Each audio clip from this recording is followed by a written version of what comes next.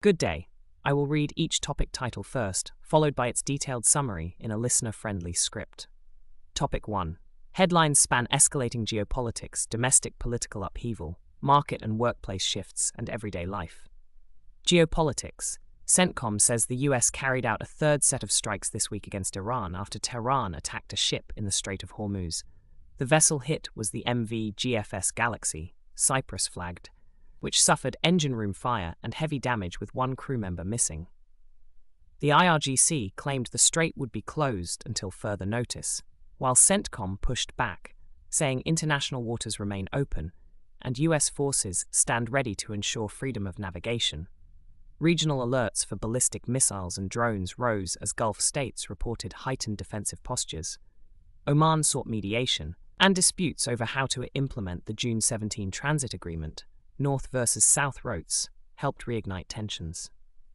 Domestic politics. Senator Lindsey Graham, a close Trump ally from South Carolina, died at 71 while seeking re-election, creating a potentially consequential vacancy in a narrowly divided Senate, 53 to 47 Republicans, and raising questions about legislative timing and majority management. Under South Carolina law, Governor Henry McMaster can appoint a temporary replacement.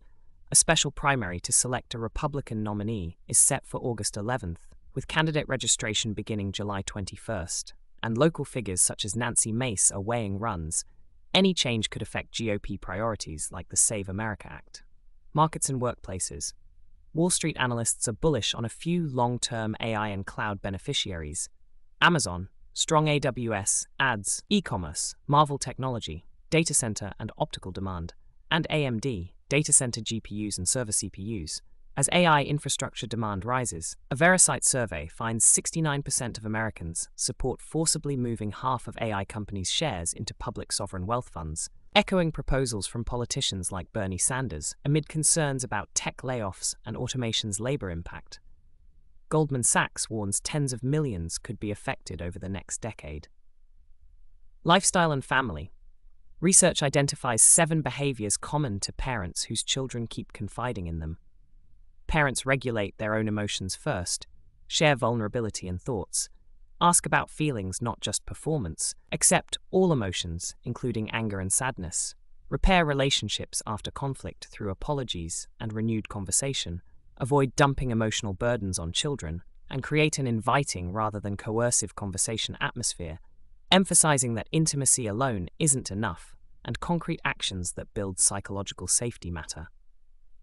Overall context. Rising Middle East military tensions threaten energy and security certainty, while the sudden loss of a major US senator creates political uncertainty at home.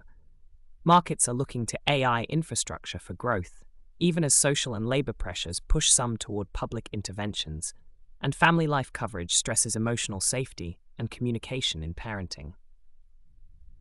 Topic 2. A new federal law limits mega investors from buying large numbers of single-family homes to ease investor-driven pressure on housing and improve affordability for ordinary buyers. The law bars large institutional investors who already own 350 or more single-family homes from acquiring additional houses, an unprecedented federal step to curb Wall Street buying up of single-family housing, while it does not force current owners to sell and leaves room for investors to restructure ownership or redirect capital. Supporters say it could free up inventory, cool price escalation, and shift some homes back toward owner-occupants. Critics warn investors may use workarounds, move capital to other markets or asset types, or pull back from home building and rentals, and thereby reduce supply. Practical limits include the small national footprint of big investors, roughly 0.66% of single-family stock, so impacts will